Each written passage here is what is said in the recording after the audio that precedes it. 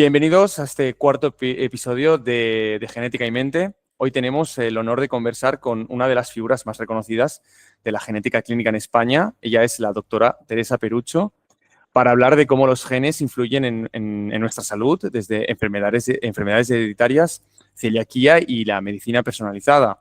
La doctora Teresa Perucho es licenciada en farmacia por la Universidad CEU San Pablo, donde también obtuvo un máster en genética, y se especializó en genética forense por la Universidad de Zaragoza y en genética médica en la Universidad de Valencia. Aparte, es doctora en genética por la Universidad Complutense de Madrid. Una trayectoria verdaderamente inspiradora, ¿no es así, Tere? Muchísimas gracias, muchas gracias por la invitación. Es un placer absoluto estar aquí contigo, formar parte de este proyecto tan creativo y tan ilusionante. Y gracias por haberme llamado. Yo encantada. Pues genial.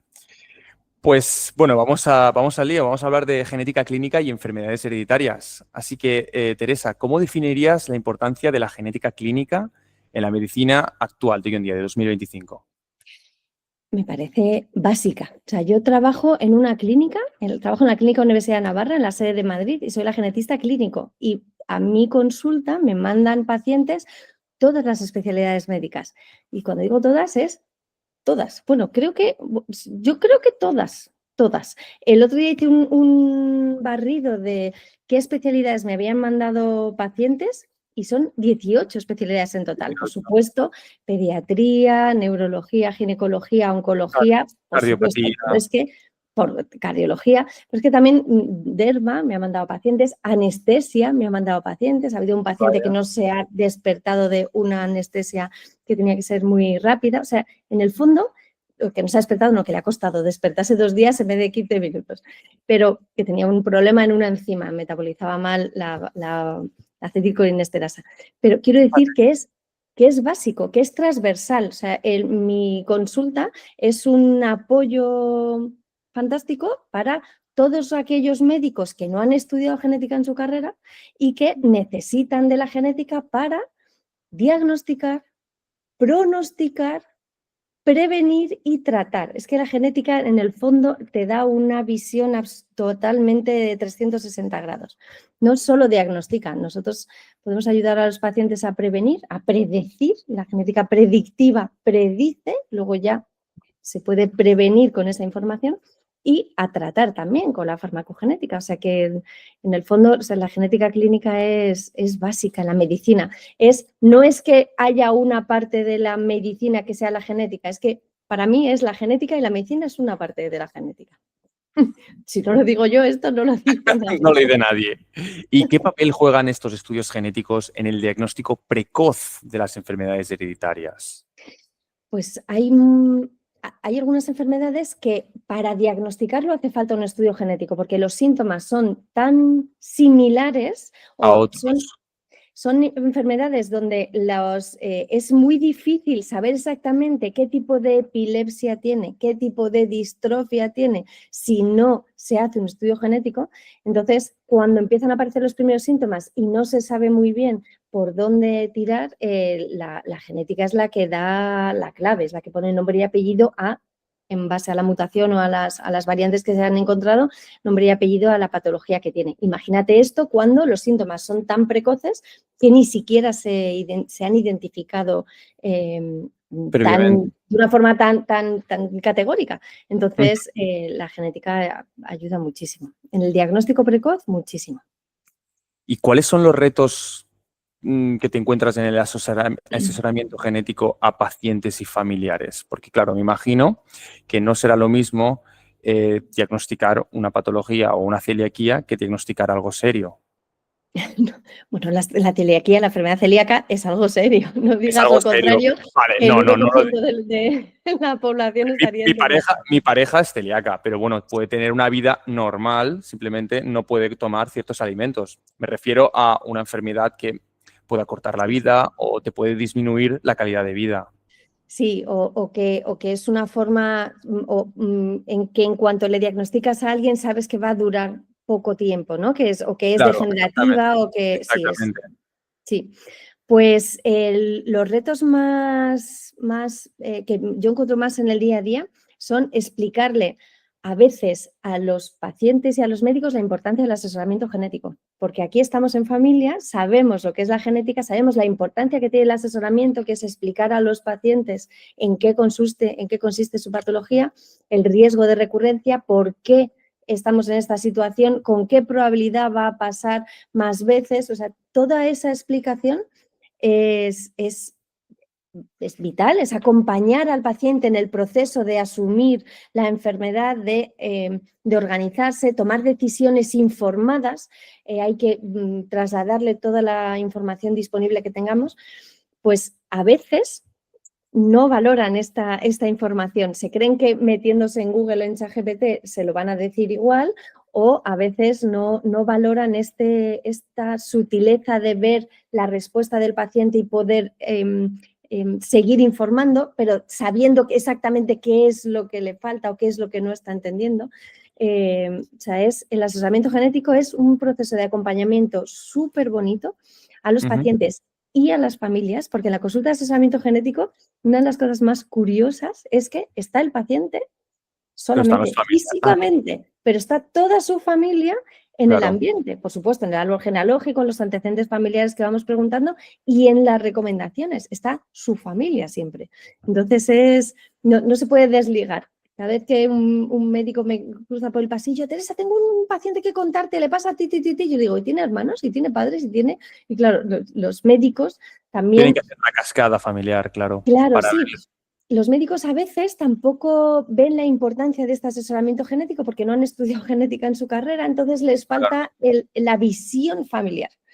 Y bueno, quizás esos son los dos retos más difíciles, explicar la importancia que tiene, pero aquellos pacientes que han pasado por consulta están absolutamente encantados y de hecho repiten, quiero que me lo expliques más, que vengo con mi pareja, vengo con mi hijo, que, por favor, y traen más preguntas. Entonces, aquellos que lo viven y lo valoran, es una experiencia fantástica.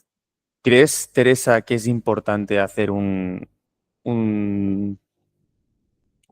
hablar con los pacientes antes de cualquier análisis genético y después del análisis genético?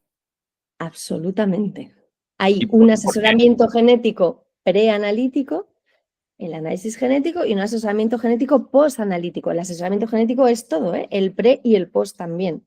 Pero en el pre le decimos a los pacientes qué limitaciones tiene la técnica. ¿Qué información podemos obtener de esta técnica? Si quiere o no quiere saberla.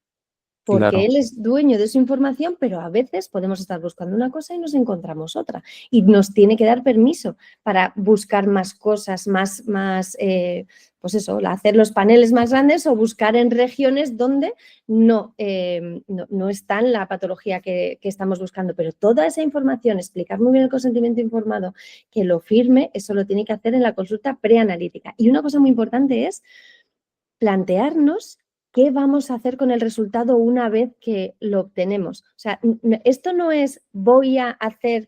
los genetistas lo que queremos normalmente es conocer, tener un montón de información para después decidir qué hacemos. Cuando ahí tenemos un paciente delante y un paciente en juego, que nuestro objetivo principal es el beneficio del paciente, a veces no tenemos que hacer estudios genéticos porque el paciente no está preparado para saber la respuesta o bien no sabe, es demasiado pronto. A lo mejor hay que esperar unos años para hacer ese estudio. Todo eso se hace en la consulta preanalítica. Y hay que pensar muy bien qué vamos a hacer con el resultado. El otro día tenía una paciente con un riesgo de ELA. Yo le preguntaba, ¿qué vamos a hacer si sale positivo? Pues es que no lo sé yo. Pues entonces, ¿por qué no esperamos a tener síntomas antes de hacer un estudio solo porque su padre ha tenido la patología? Este tipo de debates de qué vamos a hacer con el resultado una vez que salga, es el que hay que plantearse en la consulta preanalítica, porque no todo lo que nosotros genetistas o los bioinformáticos pueden aportar hace falta. Tiene que tener sentido clínico, no solo sentido científico y sentido genético de saber por saber, no. Tiene que tener sentido clínico, hay que poner ética. Totalmente. Sí, no podemos sobrediagnosticar a los pacientes. Dar demasiada información, si no le va a aportar nada en el diagnóstico o en el tratamiento o en el pronóstico de la patología, hay análisis que no hay que hacer. Y eso se decide en la consulta preanalítica. Preanalítica. Y en la postanalítica, cuando ya se ha analizado el exoma, genoma o panel. En la consulta postanalítica viene igualmente virtualmente toda la familia, a veces vienen físicamente porque los hermanos también quieren saber ellos con qué probabilidad, o los hijos también, o sea, suele venir más gente, y es donde se explican los resultados, las recomendaciones, el seguimiento que hay que hacer con ese resultado o las acciones clínicas que hay que hacer. En ese sentido, muchas veces lo que tendría sentido de verdad es tener una consulta postanalítica a veces con el especialista, porque yo le derivo al especialista, pero algunas veces sí que lo he tenido al lado. Entonces, en una consulta de neuropediatría, que esté el neuropediatra y la genetista, para los pacientes es maravilloso. A mí me preguntan dudas de ¿y mi hijo qué? O ahora, ¿qué es lo que va a pasar? ¿Esto es progresivo? ¿No? ¿Cómo? Y al médico le preguntan ¿y cómo lo hacemos? ¿Y qué tratamiento? ¿Y cómo? O sea, en realidad, esas consultas muchas veces nosotros intentamos que sean multidisciplinares con el médico y la genetista y son muy enriquecedoras. Totalmente.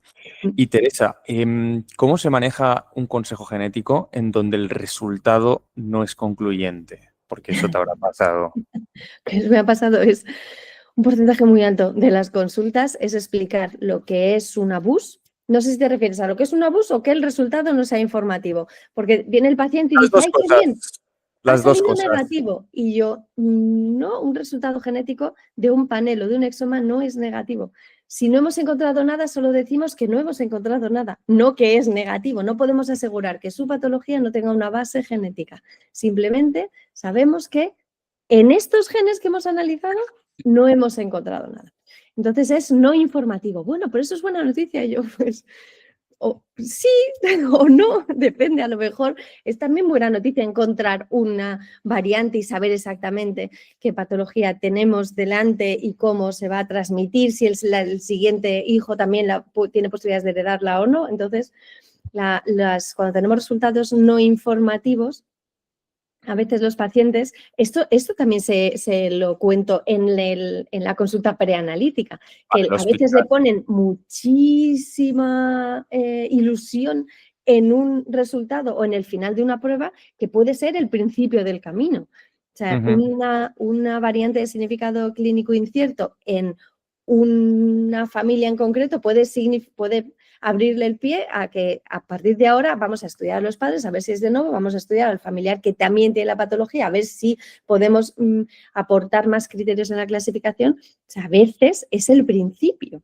del camino. Entonces, bueno, hay que darle a cada información la importancia que tiene y explicar un resultado no concluyente. Es Lleva difícil. Es difícil. mucho trabajo. A ver, Teresa, voy a abrir un melón. Te voy a preguntar qué relevancia tiene la penetrancia y la expresividad variable en la interpretación de los resultados. Cuando yo estudié, bueno, y dándole clase a los alumnos, las clases de Mendel me encantan, con todo se cumple, todo es perfecto, y la clase de excepciones a las leyes de Mendel es que es totalmente apasionante. Totalmente. Totalmente apasionante.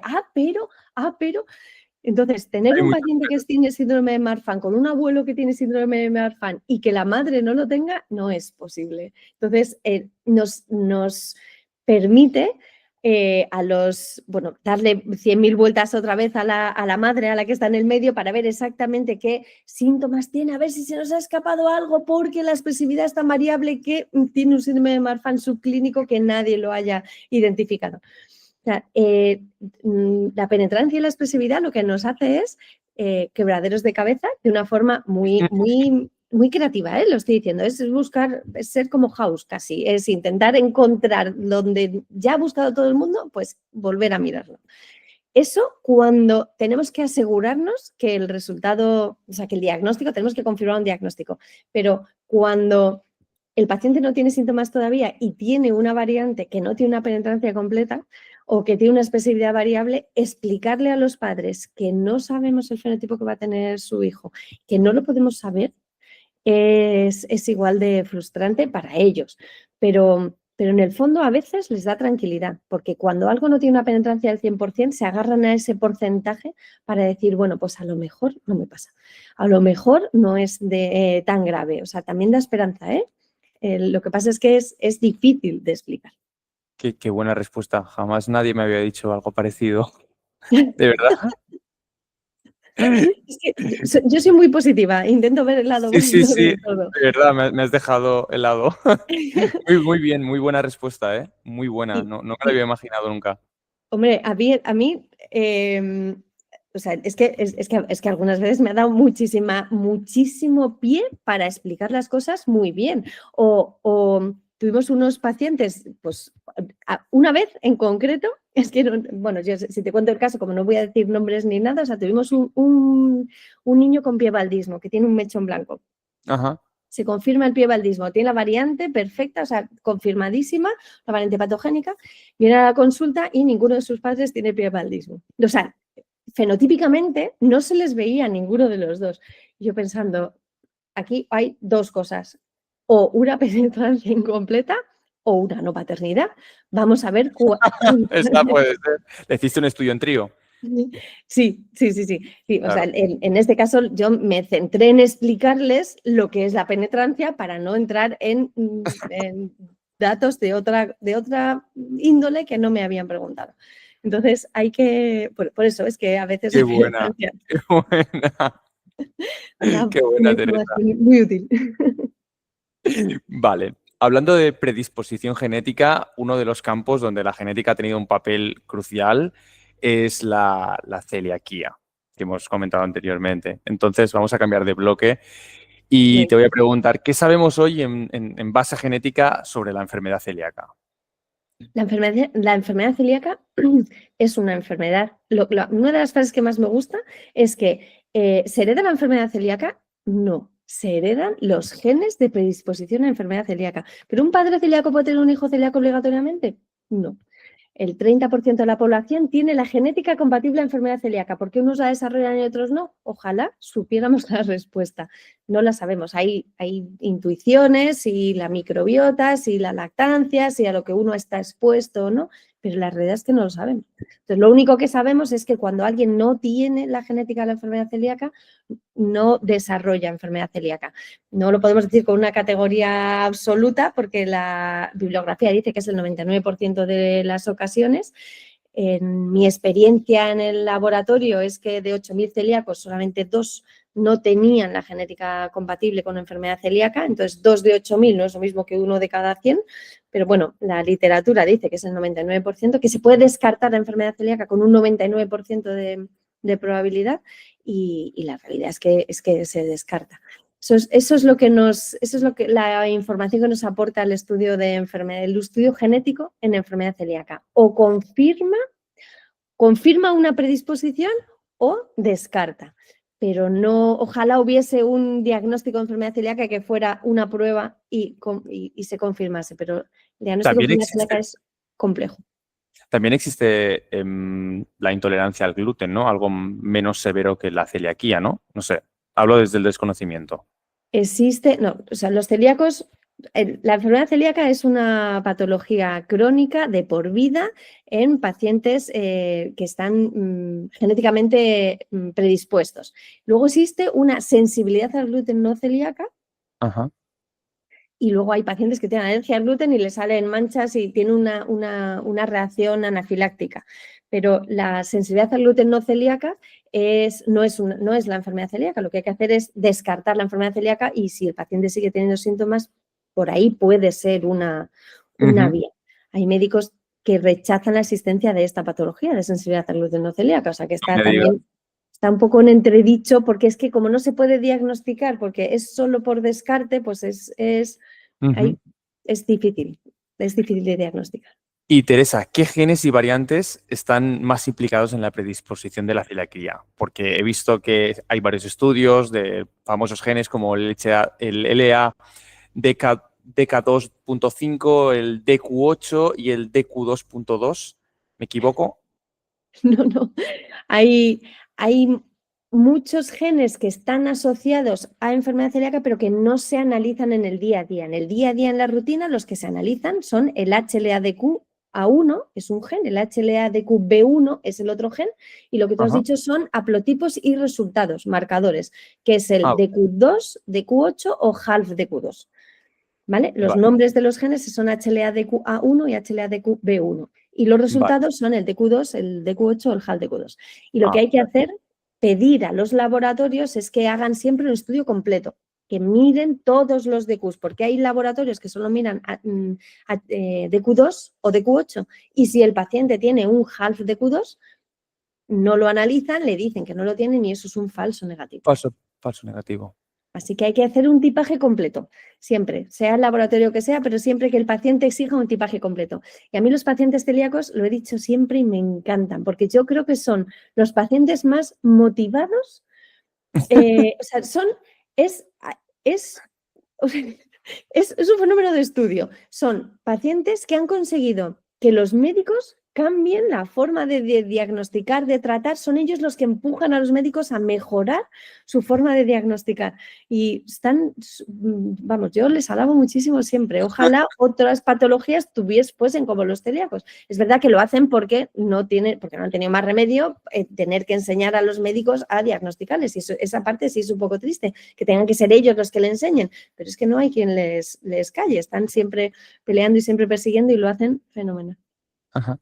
Y Por aparte eso de eso, digo que son los pacientes los que tienen que exigir qué tipo de analítica a los laboratorios. No, pero es un tipaje completo. No, miramos DQ2 y DQ8. No, entonces no quiero, me voy a otro laboratorio. Perfectamente. y ya está. Y es que Claro. tienen que exigirlo. O sea, aparte de estos 3 genes, ¿hay otros genes para la celiaquía que se puedan medir? Que se pueda medir, no. En proyectos de investigación tiene que haber más cosas, porque no es posible, no tenemos la explicación de por qué algunos pacientes desarrollan enfermedad celíaca y otros no. Algunas personas desarrollan enfermedad celíaca y otros no, teniendo todos una genética de HLA similar. Entonces, hay estudios hechos con asociación de enfermedad celíaca con otros genes y tiene que haber, lo que pasa es que no se conocen. No se conocen. Pero Yo- ahora mismo los que se analizan son los que se tienen que analizar, ¿eh? Vale, vale. Pues que yo estuve investigando acerca de ello y sí que había otros genes, creo que el SH2B y CCR3, que también estaban un poco ligados también a la celiaquía. Por eso te lo preguntaba. Hay más genes, o sea, hay algunos gráficos, te lo puedo mandar luego si quieres, por si quieres ponerlo después, hay Sí. unos gráficos muy chulos, mira, me lo voy a apuntar, unos gráficos muy chulos donde hay unas etiquetas con el nombre del gen de un tamaño y el número de asociaciones entre patologías inmunológicas o patologías digestivas o patologías de diferentes tipos, el número de veces que han encontrado la asociación hace que la etiqueta del gen sea más grande. Entonces, se ve de una forma muy visual todos los genes que están implicados, pero todavía a nivel de investigación. No Ajá. es algo que se pueda poner en rutina diagnóstica para diagnosticar a los pacientes. Los que están en el algoritmo diagnóstico son el HLA solo, pero hay otros que tiene que haber más genes asociados a enfermedad celíaca. Seguro. Que de momento no se ha investigado, pero llegará el día No, que se se está sabrá. investigando mucho, lo que pasa es que es más es complejo. Es complejo, sí. El mundo de la genética es muy complejo. Es Vamos a muy cambiar bonito. vamos a cambiar de tercio y vamos a hablar de la farmacogenómica. ¿Vale? Maravilloso. A ver, Teresa, ¿nos puedes explicar qué es exactamente la farmacogenómica? La farmacogenómica es la rama de la genética que estudia la respuesta a fármacos desde las enzimas de metabolización hepática. Te lo voy a Ajá. contar muy sencillo. Vale. En el hígado tenemos unas enzimas de metabolización que nos dan el fármaco, la enzima lo activa o lo desactiva o hace que sea más fácil eliminable y se elimina. Entonces, este proceso ocurre de forma habitual. ¿Qué pasa si alguien es un metabolizador lento? Si es un metabolizador lento, le dan el fármaco y la enzima no hace que se elimine el fármaco, con lo cual le dan la siguiente dosis y sigue subiendo la dosis del fármaco porque la eliminación es más lenta. Entonces, se puede generar dosis tóxicas y tener unos efectos adversos por la medicación más que por la enfermedad. Eso sería un metabolizador lento. Un metabolizador rápido, le das el medicamento y lo elimina. no llega a tener efecto aumentar. terapéutico porque no llega a tener una dosis terapéutica. Entonces, a ese paciente hay que darle más dosis porque no está siendo tratado, está infratratado. Lo he simplificado mucho porque luego hay fármacos que se activan en el hígado porque son profármacos y otros que no. Pero bueno, para entender la diferencia entre metabolizador rápido y metabolizador lento, sería esa la manera. Entonces, al paciente, la farmacogenética permite darle la dosis que necesita para dos objetivos: mayor eficacia terapéutica y disminuir los efectos adversos. ¿Podrías darnos algún ejemplo de fármacos que ya se están usando? Se utiliza mucho en oncología, en Ajá. psiquiatría y en cardio. Te voy a explicar además los tres porque son por motivos muy diferentes. Vale. En oncología se utiliza mucho la farmacogenética porque los fármacos en oncología tienen un estrecho margen terapéutico. Enseguida es muy fácil salirse de la dosis que necesita el paciente. Los fármacos son muy caros y además cuando nos salimos de la dosis que necesita el paciente fallece. Entonces hay que intentar siempre estar en el margen terapéutico. Entonces, los pacientes oncológicos hay que darles la dosis adecuada. Ajá.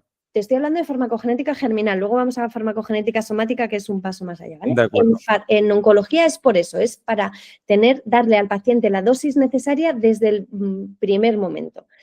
Y te cuento un caso que trabajé una vez con un oncólogo que me decía, hacíamos esto, en oncología está sobre todo para se analiza para el irinotecan en el tratamiento de cáncer de colon, para el 5-fluoracilo y para el tamoxifeno. Entonces, tuve una vez un oncólogo que me decía, Teresa, tengo un paciente en la UCI porque le hemos dado irinotecan y tiene una neutropenia muy grande y está en la UCI. Cuando salga, le vamos a hacer el análisis de farmacogenética que me has dicho siempre que hay que hacer antes, pero bueno, eso vamos a hacer ahora. Y para poder ya saber qué dosis le tenemos que dar. Y yo, bueno, podemos aprovechar que está en la UCI, que está seguro que tiene una vía, le tomamos sangre y vamos haciendo el análisis para que en cuanto salga no haya que esperar al resultado. Y el médico, no, cuando salga. Y a los 2 días me llama y me dice, no hace falta hacer el análisis porque no ha salido. O sea, ese paciente falleció por darle irinotecan a una dosis estándar de protocolo que le produjo una neutropenia tan grave que el paciente falleció. Fíjate. Por no hacer un estudio de farmacogenética antes, que no cuesta tanto dinero el estudio de farmacogenética, ¿eh? O sea, es mirar unos SNPs y unas variantes, o sea, que no es mucho. Fíjate. En el DPID, o sea, se analiza el gen DPID para el 5-fluoracilo y eso es de rutina, eso ahora mismo ya es de rutina. O sea, los 3 que te he dicho, tamoxifeno, irinotecan y 5-fluoracilo, ya se utilizan de rutina. De hecho, en pandemia, nosotros en el laboratorio separaron todos los análisis genéticos que no eran urgentes y solo podíamos hacer 3. Podíamos hacer COVID, por supuesto, prenatales, por supuesto, y DPIDs de farmacogenética en onco, porque el paciente no puede esperar a empezar un tratamiento. Totalmente. O sea, para que veas, y damos el resultado en 48 horas, para que veas lo importante que es en oncología dar la dosis adecuada. Eso en oncología. En psiquiatría, la farmacogenética tiene otros objetivos. Principalmente, los pacientes están polimedicados. O sea que las interacciones entre fármacos son muy importantes.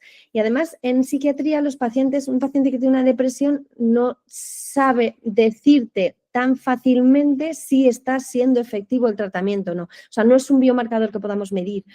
El paciente se siente mejor o no, pero no es tan sencillo. Y además los efectos empiezan a producirse semanas después. Entonces, tener una herramienta que desde el principio nos dice la dosis adecuada es muy potente. Fíjate. En psiquiatría. Y en cardio también, porque hay el clopidogrel es un fármaco que se da después de que alguien ha tenido un infarto, se le da para prevenir el siguiente infarto. Pero en la población española hay un porcentaje muy grande de la población que no metaboliza bien el clopidogrel y entonces le están dando una dosis que no le está protegiendo de un segundo infarto y no lo saben. Claro. Y es muy... Vamos, la farmacogenética es una herramienta que todos deberíamos conocer éticamente.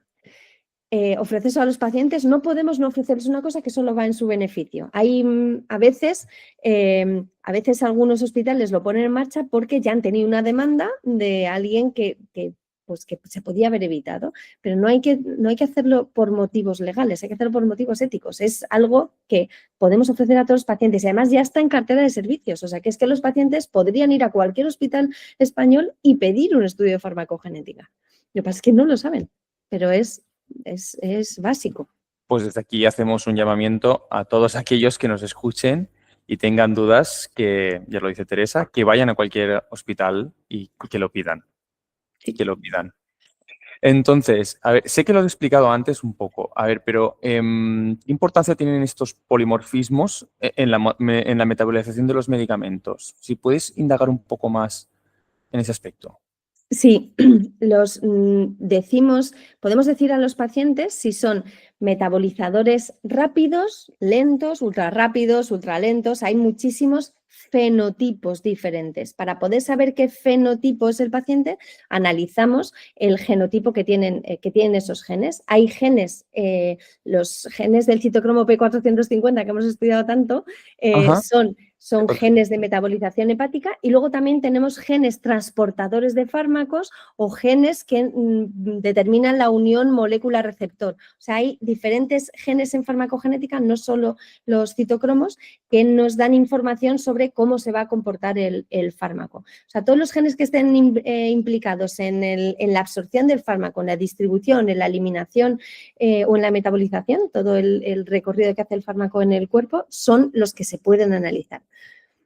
¿Y eso lo hacéis por MLPA o lo hacéis por panel?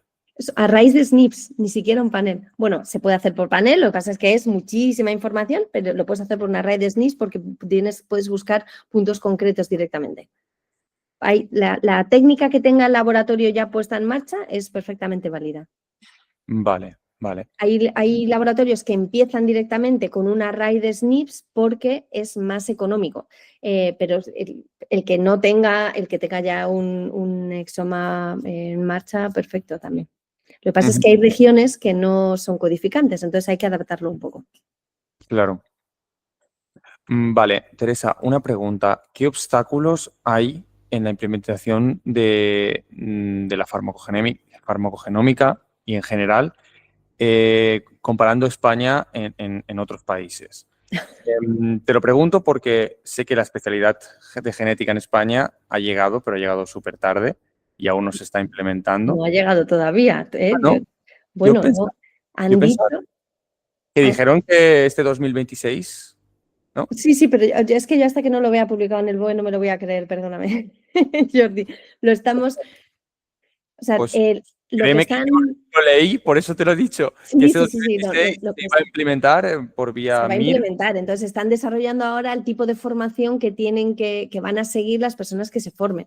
Entonces, pues eso, vamos paso a paso. Entonces, ¿qué obstáculos ves? El que has dicho, o sea, el que has dicho, que no tengamos la especialidad de genética y que no se sepa todas las ventajas y todo el valor que puede aportar en las disciplinas médicas, esa es la principal dificultad. Pero en farmacogenética, por el contrario, vamos por delante de muchos países. No me digas. Sí, hay muchos países que no utilizan o que no lo conocen, la farmacogenética, y que no la ponen a disposición de los pacientes. O sea que en farmacogenética en concreto vamos por delante. Vamos por delante. Vamos a cambiar ahora otra vez de tercio y vamos a hablar de los avances tecnológicos que hay en la genética. Y Teresa, ¿qué impacto ha tenido la secuenciación masiva en el diagnóstico genético desde que se empezó hasta el día de hoy? Yo monté un laboratorio con mi socia y no teníamos secuenciación masiva. Compramos un secuenciador Sanger, a los 10 años renovamos el secuenciador Sanger y luego ya entró la secuenciación masiva. ¿Eso en qué año fue? ¿En qué año fue?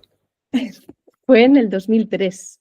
2003, hace 22 años. Hace 22 años. Y como anécdota, Jordi, como fuimos el primer laboratorio de la Comunidad de Madrid que pidió una autorización para hacer solo genética. No éramos análisis clínicos que queríamos hacer un poquito de genética, no, queríamos hacer solo genética, entonces le pedimos la autorización y la Comunidad de Madrid no sabían decirnos qué titulación tenía que tener la persona que dirigiera un laboratorio, porque nadie se lo había preguntado antes. Entonces, para que te hagas una idea, es que no fuimos pioneras en eso. Y una de las cosas que nos dijeron es si no íbamos a clonar a alguien. ¿A clonar? Porque acababa de morir la oveja Dolly. Ni que fuera tan fácil clonar. Acababa de morir la oveja Dolly. Entonces estaban súper preocupados por si un laboratorio privado iba a clonar pacientes. Entonces, la Comunidad de Madrid tiene un certificado que dice que Génica no va a clonar a nadie. Madre mía. Entonces, empezaste con Sanger. Empezamos con Sanger MLPA, o sea, Sanger, todas las técnicas de analizar los genes de uno en uno. Ajá. Y cuando, pues imagínate un BRCA, y cuando... BRCA1, BRCA2, ¿qué genes? ¿Pocos genes? ¿Qué hacíais?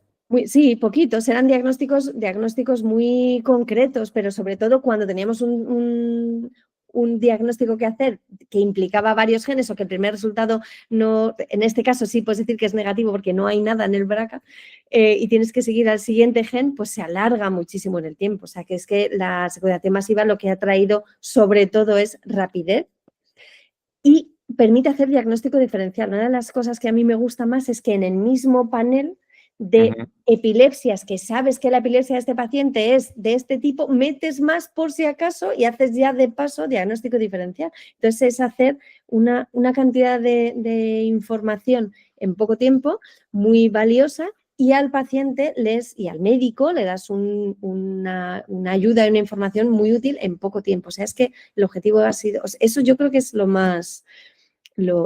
mejor que nos ha traído la secuenciación masiva. Ajá.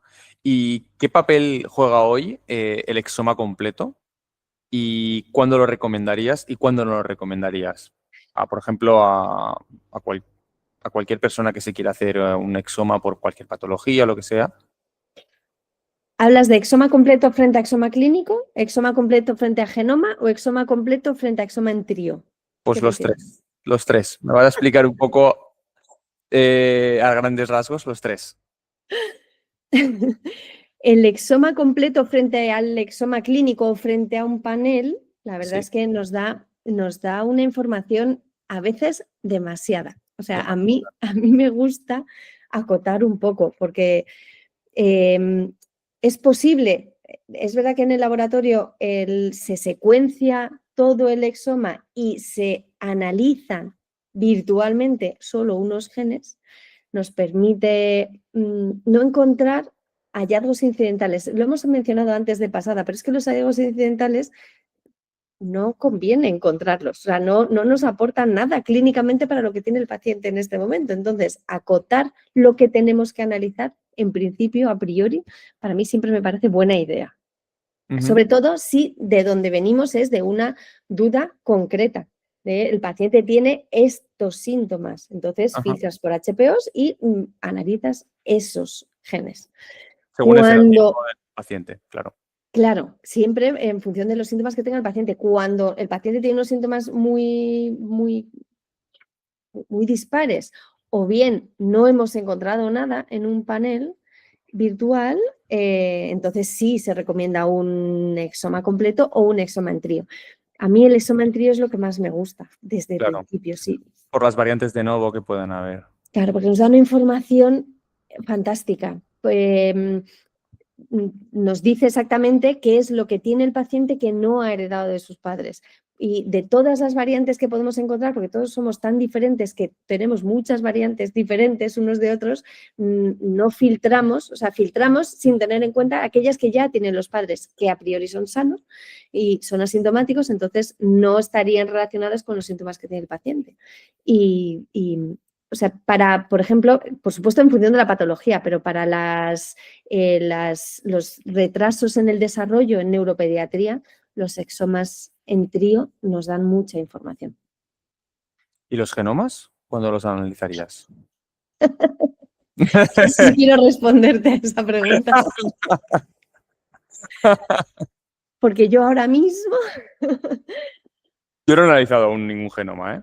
Yo solo lo haría después de no haber... No he encontrado de haber han intentado buscar la causa genética con todas las demás técnicas, porque yo no soy capaz de analizar todos los datos de un genoma. Entonces, me parece ir directamente al genoma, es que no es políticamente correcto lo que te estoy diciendo y por eso no quería responder, porque todo el mundo lo está diciendo todo el rato, pero desde el punto de vista clínico, la utilidad clínica, yo creo que hay herramientas que nos dan una información muy concreta y más útil, siempre haciendo bien un HPO, o sea, definiendo muy bien qué es lo que tiene el paciente y eligiendo bien esas herramientas, por supuesto. Pero una vez que has descartado, el genoma te da pues la variante intrónica que no habías visto, o por supuesto, sí se llega. Pero yo creo que el proyecto IMPACT está bien hecho de solo vamos al genoma cuando ya hemos descartado el resto. Porque si no, es matar moscas a cachonazos también. Nos vamos a encontrar demasiadas cosas que no sabemos explicar. Teresa, yo hablo desde la clínica y la utilidad clínica en el día a día, ¿eh? No lo bonito que es saber un montón de cosas y descubrir nuevos genes y eso está fenomenal. Pero en el día a día, con el paciente delante y el médico que está preguntando qué le pasa a mi paciente, no sé yo. Teresa, ¿cómo ves la genética clínica en los próximos años, los próximos 10 años? ¿Qué avances crees que habrá en estos próximos 10 años? Yo creo que es un momento único, muy emocionante el que estamos viviendo ahora.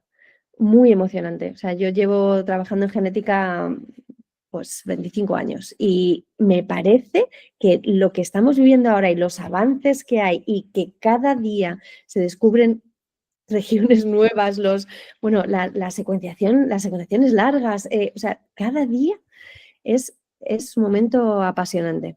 Y lo que tenemos que hacer es utilizar bien todos esos conocimientos para no dar demasiada información. Iba a decir, es que tampoco es políticamente correcto. No, es correcto, es correcto. Sí, Es correcto porque no todo el mundo puede interpretar bien esta sí, información. para dar la información adecuada a cada persona en el momento adecuado. No digo no dársela, sino no dársela en el momento adecuado. Creo que tenemos que todos los avances que estamos viviendo y disfrutando, porque son de verdad muy, muy ilusionantes, hay que poner un poco de cabeza y ética en cada uno, ¿eh? Uh-huh. ¿Qué opinas, Teresa, sobre laboratorios donde te mandan un test a casa, te haces la muestra bucal y lo entregas y te dicen el origen, te dicen ciertas cosas? ¿Qué opinas sobre ellos? No voy a decir laboratorios, pero yo creo que todo el mundo que nos escucha sabrá cuáles son. Yo quería saber tu opinión. Tampoco va a ser políticamente correcto. Tenemos que separar y dividir, por supuesto, laboratorios serios y otros laboratorios. Y tenemos que separar muy bien la información, porque los laboratorios que solo analizan ancestros, por ejemplo, esa información eso es genética recreativa, no es útil clínicamente. Esa información está muy bien para los domingos después de comer y es una información útil de chascarrillo con amigos, eso, los domingos por la tarde, pero nada más. Uh-huh. Los laboratorios que ofrecen esos ancestros solamente con una muestra de saliva que lo mandan y que lo que paga el paciente está por debajo de coste. Claro. Yo he dirigido un laboratorio, sé lo que cuestan las cosas. Es verdad que ha bajado y se ha abaratado mucho, pero Aún así. muchos laboratorios, algunos laboratorios de ese tipo mandan la muestra, lo que está pagando el paciente es casi paga por el envío, porque la muestra la está regalando y los datos los está regalando. Entonces, lo que hacen luego es una forma de obtener datos sin comprarlos, al contrario, el paciente te los está regalando y te paga el envío. Y luego yo les diría que se miren muy bien la letra pequeña para ver qué hacen luego con sus datos, porque si la empresa está en Europa, nuestra ley de protección de datos nos protege, es mucho más potente, pero las empresas que están en Estados Unidos hacen con los datos lo que quieran. A mí esas empresas me dan mucho miedo. Yo estuve a punto de caer hace unos años, ¿eh? Lo voy a decir, al que pasa que a última hora no lo hice, pero estuve a punto de caer. Pero es en el fondo, o sea, Yo es que hago informes, emito informes, veo informes de muchos sitios para explicarse a los pacientes. Los informes de estas empresas no tienen la técnica, no ponen las limitaciones, no ponen cómo lo hacen. Los informes son mapas con colorines. Son mapas que visualmente, o sea, es un marketing No fantástico. ponen la técnica, no ponen la calidad de No las ponen la muestras. calidad, no ponen lo que hacen ni cómo lo hacen. Y ni qué marcadores se utilizan ni nada. Yo como marketing de verdad que les felicito porque todo el mundo quiere hacerse este estudio. A mí cada vez Sí, que me preguntan siempre les digo que elijan una empresa europea y que se lea muy bien la letra pequeña para ver qué van a hacer con sus datos. Que luego haga lo que quieran, por supuesto. Si es una parte lúdica, pues muy interesante. Pero que tengan cuidado. que tenga mucho cuidado. Sí. Teresa, inteligencia artificial. ¿Hay integración de la inteligencia artificial en la interpretación de variantes? ¿Y qué opinas al respecto? La verdad es que lo desconozco. O sea, que no voy a hablar de algo que no Pero lo sé. Yo no la utilizo. Yo no supongo, o sea, los algoritmos, algo de inteligencia artificial tienen que utilizar porque si no, nos dan muchísima información muy rápido.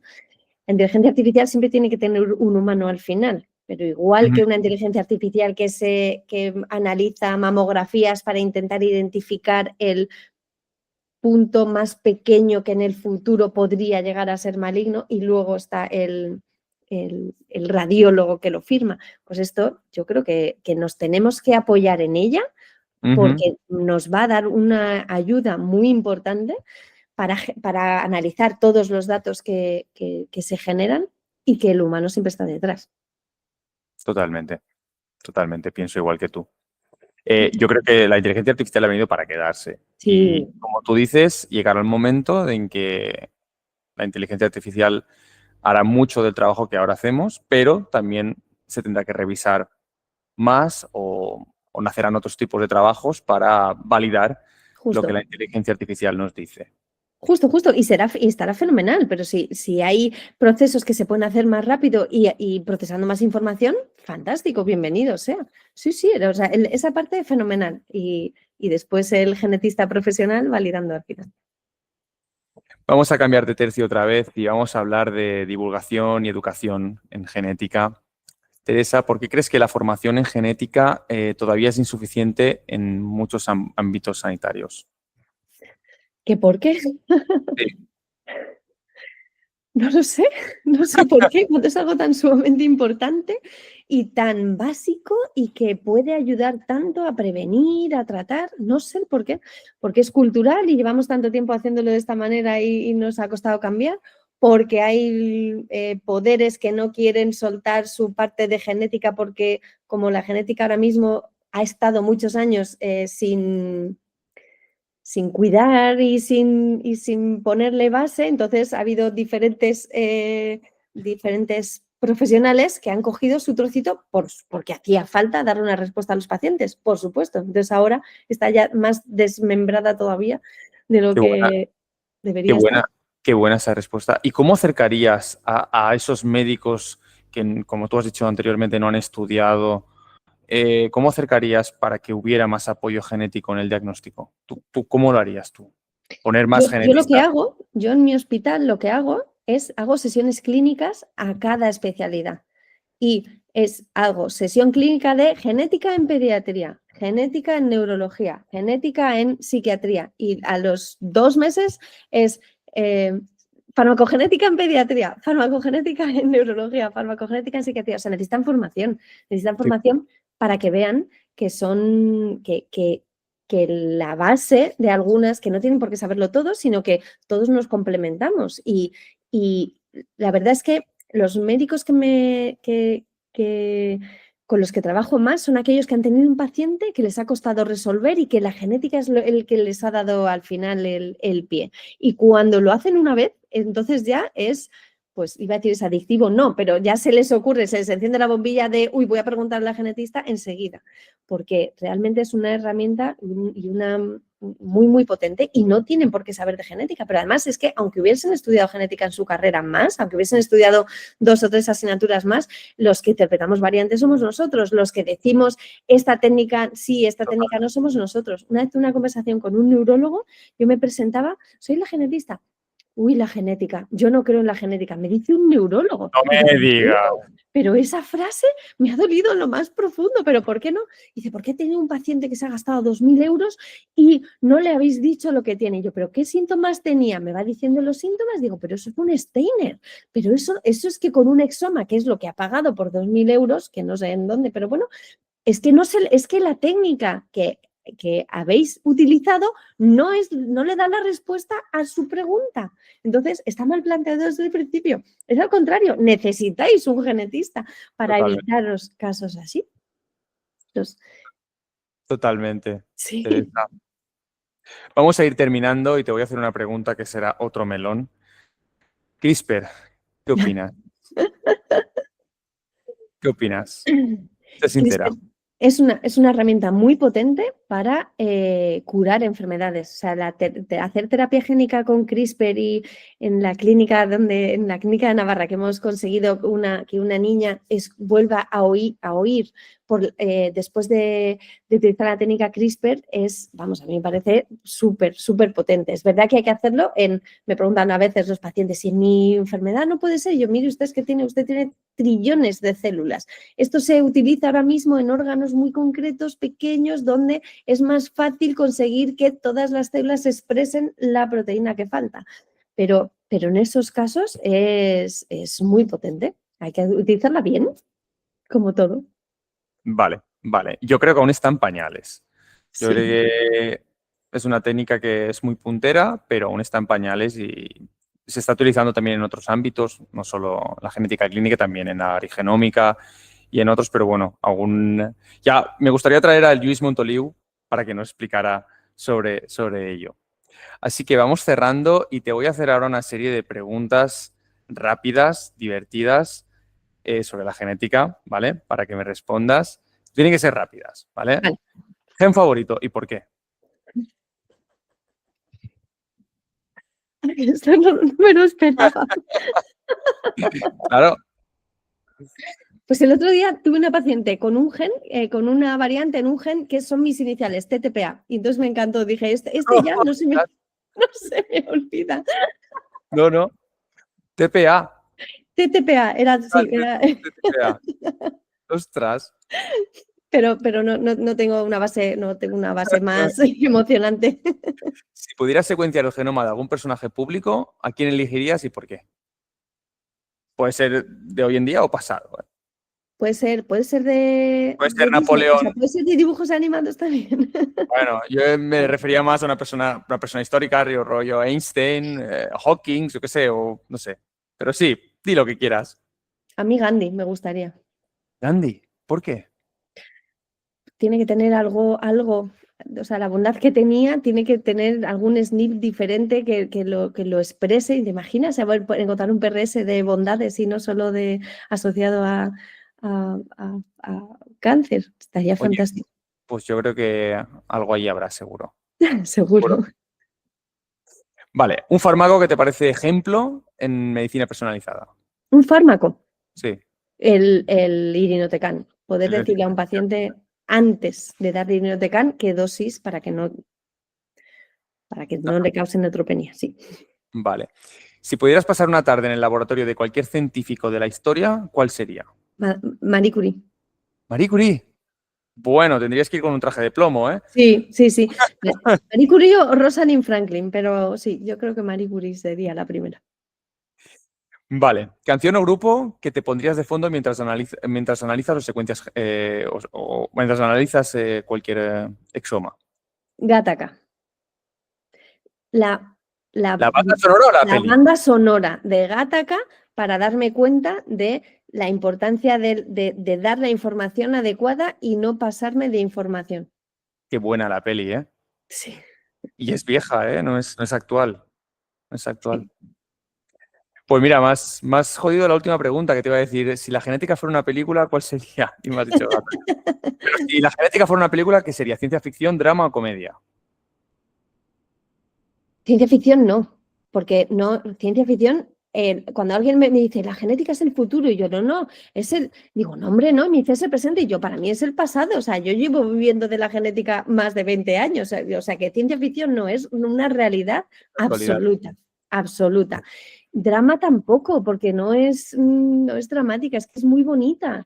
Comedia, pero comedia para reírnos tampoco. Es una tragicomedia, pero real. Real. Sí, una serie, a lo mejor. Una Totalmente. serie, cada día un capítulo diferente de cosas que vamos aprendiendo. Teresa, ha sido un auténtico lujo escucharte. Gracias por compartir tu experiencia y ayudarnos a entender cómo la genética está transformando la medicina y la vida de los pacientes y de nosotros. Bueno, y aquellos que nos escuchan, gracias por acompañarnos en este episodio, en este cuarto episodio de entrevistar a esta titán de la genética. Y nada, nos vemos en el próximo episodio. Un saludo. Muchísimas gracias, Jordi. Ha sido un verdadero placer, de verdad. Me he quedado sin luz aquí, pero ha sido un placer. Seguiría hablando contigo. Placer ha sido mío.